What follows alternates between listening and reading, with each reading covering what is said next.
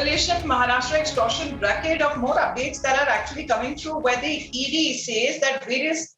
bar owners were called and admitted to paying 40 lakh rupees each to Sachin Vaze. Now, that is the details of the ED arguments that have taken place in the Sessions Court. As we continue to play out more details, what our reporters have been also sending us across, that Sachin Vaze apparently collected more than 4 crore rupees and gave them to Shinde. Vaze's statements are being recorded, and he's confirmed these facts, where also the transfer posting as well as bar owners collection is what the ED case is based on. Going across to Alisha now. Alisha, ED ने क्या पेश किया है court में? देखिए, बिल्कुल, जहां तक अब अनिल देशमुख के सेक्रेटरी संजीव पालांडे और वहीं पर उनके पर्सनल सेक्रेटरी पर्सनल असिस्टेंट जो कि कुंदन शिंदे को जहां पर प्रोड्यूस किया गया, वहीं पर ईडी ने कई ऐसे खुलासे किए गए। इंपॉर्टेंटली इस पूरे एक्सटॉर्शन को लेकर जहां पर ये बताया गया है कि जितने बार ओनर्स है, काफी बार ओनर्स है जिनका स्टेटमेंट जो है वो ईडी ने रिकॉर्ड किया गया है, और वहीं पर बार ओनर की ओर से ये एडमिट की गई है कि 40 लाख जो है वो सचिन वाजे को पे किए गए थे। वहीं पर दिसंबर 2020 में जो सचिन वाजे को जो 40 लाख दिए गए, जब सचिन वाजे CIUS के हेड थे, वहीं पर यूनिट 1 से कुल मिलाकर 1.44 करोड़ लिए गए थे, और वहीं पर यूनिट 2 की ओर से करीबन 2 करोड़ रुपए पेड किए गए थे। ये सारे स्टेटमेंट में जो बार ओनर की ओर से दिए गए थे, और बार ओनर खुद सचिन वाजे की ओर से दिए गए थे, और ये खुद जो अनिल देशमुख के PA है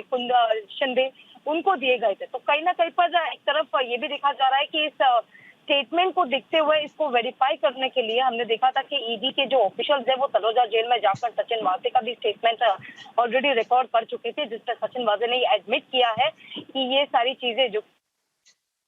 स्टेटमेंट बार ओनर के दिए गए थे, और जो 40 लाख को लेकर, फिर चाहे 40 लाख को लेकर हो या फिर 2 करोड़ को लेकर हो, इन सभी को चीजें जो है सचिन वाजे ने ऑलरेडी एडमिट किया। और इतना ही नहीं, पर यह तो बताया गया कि सचिन वाजे की ओर से कुल मिलाकर 4 करोड़ रुपए कलेक्ट किए गए थे, जो कि कुंदन शिंदे को जो है वो दिए गए थे। और साथ ही इन पूरे केस को देखते हुए, क्योंकि एक तरफ अब ये बताया गया है कि सचिन वाजे का जो नागपुर के जो चैरिटेबल ट्रस्ट है, जो कि देशमुख और शिंदे की ओर से इस ट्रस्ट के मेंबर है, वहां पर ये पैसे कलेक्ट किए गए थे, जिसको देखते हुए ईडी की ओर से दिल्ली में भी सर्चेस जो है वो कलेक्ट किए गए थे। तो एक तरफ ईडी अब ये बता रही है कि जो पिछले 8 से 9 घंटे तक की पूछताछ संजीव पालांडे और कुंदन शिंदे से की गई थी, उसके दौरान कहीं ना कहीं पर ये रेवलेशन जरूर किए गए थे। हालांकि ईडी ये तो बता रही है कि दोनों भी इस पूरे इन्वेस्टिगेशन को लेकर कोऑपरेट तो बिल्कुल नहीं कर रहे, जिसको देखते हुए ईडी जो है 7 दिन की कस्टडी वो कोर्ट से मांग रही है। अलीशा, CBI का इसमें क्या कहना है, क्योंकि अलग से एक CBI ने भी FIR लॉन्च करी है अनिल देशमुख के खिलाफ, और उनका भी नाम इसी एक्सटॉर्शन ब्रैकेट में सामने आ रहा है। देखिए, बिल्कुल, एक तरफ CBI जो है वो करप्शन एलिगेशंस को लेकर जांच करेगी। हमने देखा कि सबसे पहले जहां पर परमबीर सिंह के ओर से जो लेटर महाराष्ट्र के मुख्यमंत्री में साफ तौर पर अनिल देशमुख जो कि जो है police official, Mumbai police official से 100 करोड़ को लेकर जो एक्सटॉर्शन, फिर चाहे वो मुंबई में कुल मिलाकर 1730 जो बार्स हो या फिर रेस्टोरेंट हो, उनसे कलेक्ट करने के लिए कहा गया था, और ये साफ तौर पर परमबीर सिंह की ओर से लेटर पर लिखा गया था। हालांकि इस एलिगेशन को लेकर अनिल देशमुख की ओर से पूरा रिफ्यूज किया गया था, लेकिन जब मामला बॉम्बे हाईकोर्ट में गया, तब बॉम्बे हाईकोर्ट के चीफ जस्टिस की ओर से ये ऑर्डर दी गई थी कि इस पूरे मामले को लेकर CBI जो है वो 15 दिन के लिए प्रिलिमिनरी इंक्वायरी करेगी। उसी इंक्वायरी के बाद कहीं ना कहीं पर रिपोर्ट दिल्ली में भेजी गई थी, और उसी के बाद FIR जो है वो अनिल देशमुख के खिलाफ की गई थी। इसके बाद ही ईडी जो है वो अब इस जो है prevention of money laundering act के तहत ECIR रजिस्टर किया गया था अनिल देशमुख के खिलाफ, और उसके बाद लगातार एक्शन हमने ईडी की ओर से देखी गई थी। इससे पहले भी 2 बार जो है, इससे पहले खुद छापेमारी जो है वो ईडी की ओर से की गई थी, और न कि सिर्फ अनिल देशमुख के मुंबई के रेसिडेंट पर, लेकिन नागपुर के रेसिडेंट पर भी की गई थी। हालांकि कल के अगर पूरे डेवलपमेंट, कल से लेकर आज तक अगर हम डेवलपमेंट देखें, जहां ईडी के ऑफिशियल सुबह 8 बजे अनिल देशमुख के नागपुर के रेसिडेंट पर पहुंची, वहीं पर छापेमारी की गई थी और वहीं पर जो है मुंबई के वर्ली रेसिडेंट पर भी छापेमारी की गई थी और अनिल देशमुख का स्टेटमेंट भी रिकॉर्ड किया गया और ये दावा खुद अनिल देशमुख के लॉयर एडवोकेट जयवंत पाटिल जिनसे हमने बात की थी, तो उन्होंने ये जानकारी दी कि अनिल देशमुख का ऑलरेडी स्टेटमेंट रिकॉर्ड जो है वो कल कर चुके थे ईडी की ओर से सेक्शन 50 पीएमएल एक्ट के तहत। लेकिन आज जहां तक ईडी की ओर से समन किया गया था, जिसको देखते हुए अनिल देशमुख आज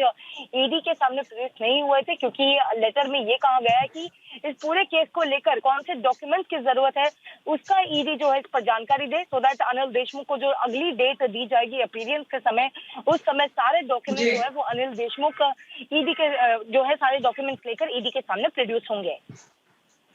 तो अलीशा, हम कितने पैसों की हम अगर बात करें तो वो करी जा रही है ईडी की तरफ से, क्योंकि ईडी का कहना है कि करीबन 40 लाख रुपए बार ओनर्स की तरफ से सचिन वाजे को दिए गए थे। अनिल देशमुख के नाम कुछ पैसे जमा करे गए थे, तो हम कितने पैसे हम देख रहे हैं एक्सटॉर्शन ब्रैकेट में इसका इस्तेमाल करे गए? देखिए, हमें तो जहां तक ईडी की जांच की बात करें, कुल मिलाकर 20 करोड़ का जो मनी ट्रायल है उस पर अब ईडी जांच करे, क्योंकि अनिल देशमुख के कई ऐसे कंपनीज है जिसके संजीव पलांडे इसके जो है डायरेक्टर रह चुके हैं और इम्पोर्टेंटली ये सारे पैसे जो है कहीं ना कहीं पर कोलकाता बेस्ड जो शेल कंपनीज है उसको कहीं ना कहीं पर ये पूरा पैसा बनाया जा रहा था, पूरा घुमाया जा रहा था। ईडी को ये तक सस्पेक्ट है कि जो बार ओनर से प्रोटेक्शन मनी कलेक्ट किया गया था वो इन कंपनी को खोलने के लिए लिया गया था, इस कंपनी को शुरू कर दी गई थी। और इसी मामले को देखते हुए, यानी जैसे हमने बताया कि 20 करोड़ मनी ट्रायल को लेकर, क्योंकि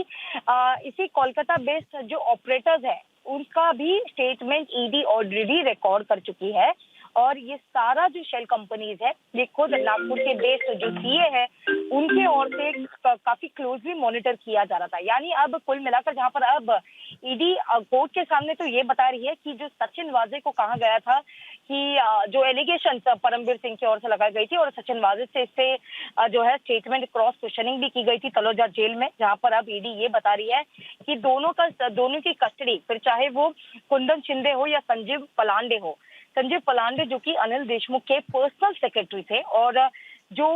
पैसे भी कहीं ना कहीं पे कलेक्ट किए गए थे सचिन वाजे की ओर से, फिर चाहे वो बार ओनर हो या फिर ऑर्केस्ट्रा हो, ये जो सारे अपडेट हम कोर्ट हियरिंग जो कि अभी लगातार चल रही है और कहीं ना कहीं पर ईडी की ओर से 7 दिन की कस्टडी जो है, मिनिमम 7 दिन की कस्टडी जो है वो संजीव पलांडे और कुंदन शिंदे की मांगी गई है, क्योंकि सिर्फ 4 करोड़ को लेकर जो सचिन वाजे ने कलेक्ट करके कुंदन शिंदे को दिया गया था और कुंदन शिंदे की ओर से अनिल देशमुख को ये मिला था, जो कि कोर्ट प्रोसीडिंग फिलहाल जो चल रही है और जिस पे खुद अपडेट्स लगातार मेरी कलीग यशा कोटक कोर्ट के अंदर में जो मौजूद है वो सारे इसको लेकर जानकारी दी है। और वहीं पर अब दिखना यह है कि कोर्ट कितने दिन की कस्टडी देती है, क्योंकि कहीं ना कहीं पर ईडी सिर्फ अभी 4 करोड़ को लेकर बातचीत कर रही है, लेकिन कुल मिलाकर जहां पर ईडी सूत्रों से पता चली है कि कुल मिलाकर 20 करोड़ का जो मनी ट्रायल है इस पर ईडी की जांच अभी चल रही है। Right, because this is massive revelations by the ED that is currently being said in the session court and to the amount that goes up to the extortion bracket of several units that were put in place and how the entire money was routed to the ministers who were running the state at that point in time. This is the heat that continues on part of Anil Deshmukh too. Alisha, for the benefit of our viewers, what happened with Anil Deshmukh today, if you can also give a brief update as he was to appear, as summons were also given to him before the ED officials, but he did not turn up today. नेता, जहाँ तक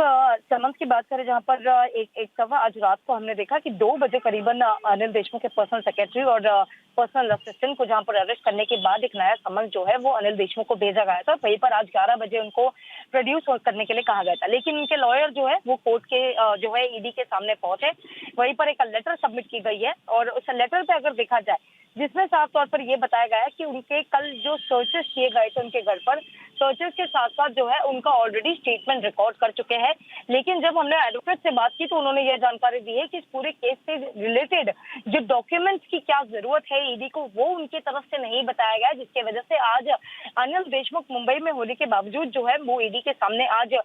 जो है appear नहीं हुए, क्योंकि अब ये जानना है कि उनको इस पूरे केस से रिलेटेड ईडी को कौन से डॉक्यूमेंट्स चाहिए, किस डॉक्यूमेंट्स की जरूरत पड़ेगी, उसके बाद ही अनिल देशमुख जो है वो अगली डेट को लेकर मांग किया गया और ये मांग जो है इनके लॉयर के बिहाफ किया गया। लेकिन अगर उस लेटर को देखें तो उस लेटर में इवन अनिल देशमुख ने अपने हेल्थ इश्यूज को लेकर भी साइड किया गया और यह तो कहा गया है कि कल के पूरे सर्च और स्टेटमेंट रिकॉर्ड के दौरान जो है कई लोगों से वो एक्सपोज भी हुए, कई लोगों से उनकी मुलाकात हुई है, तो एक सेफ्टी कंसर्न के दिखते हुए वो आज स्टेटमेंट रिकॉर्ड करने के लिए नहीं आ सकते। हालांकि इस लेटर को, जो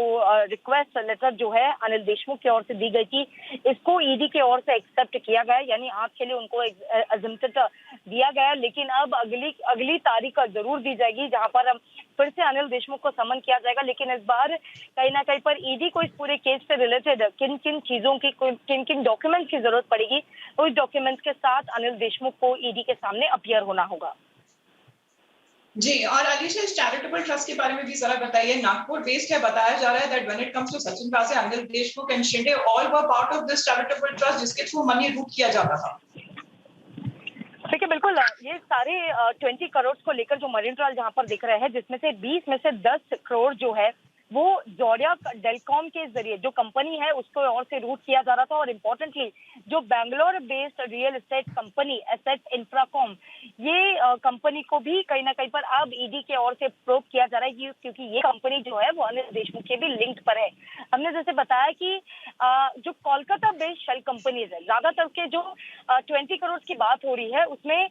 जो कोलकाता बेस्ड शेल कंपनीज है वो इसी कंपनी को बनाने के लिए ये पैसे इस्तेमाल किए गए थे, जिसको देखते हुए कोलकाता बेस के जो ऑपरेटर्स हैं, मनोहर नांगरेलिया और उसके रिलेटिव बाबूलाल बुंका, इनका ऑलरेडी क्वेश्चनिंग जो है वो ईडी की ओर से कर चुके हैं। लेकिन इस पूरे मामले में कहीं ना कहीं पर संजीव पलांडे एक अहम सबूत के साथ, और साथ ही एक अहम जो अक्यूज जरूर माना जा सकता है, क्योंकि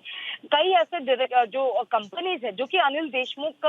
से रिलेटेड जो कंपनीज है उसके डायरेक्टर रह चुके हैं संजीव पलांडे। और इन सभी पैसे को, लेन देन को लेकर, क्योंकि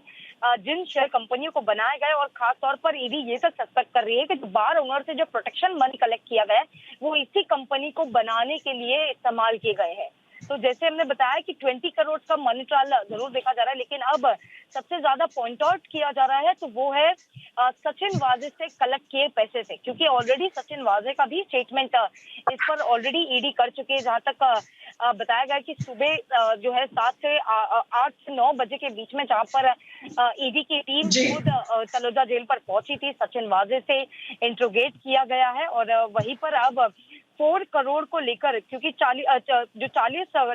करोड़ जो 4 करोड़ जो है वो सचिन वाजे के ओर से कलेक्ट किया गया था और वहीं पर शिंदे को ये पैसा दिया गया था। तो ये सारे मुद्दे जो है कहीं ना कहीं ईडी जो है अपने कोर्ट के सामने रख रही है, और इसको लेकर ये तक साफ तौर पर बताया गया कि जो अनिल देशमुख के दोनों क्लोज एड है वो पूरी इन्वेस्टिगेशन को लेकर बिल्कुल सहयोग नहीं कर रहे हैं, और इसी को देखते हुए 7 दिन की जो ईडी कस्टडी है वो मांगी गई है। Well, that is being sought by the ED so far as the hearing currently is underway at the session courts. These are massive revelations that are coming through on the extortion bracket. That now the name of Anil Deshmukh apparently is also being dragged in. Thanks very much, Alisha. We have to now move on to more national updates.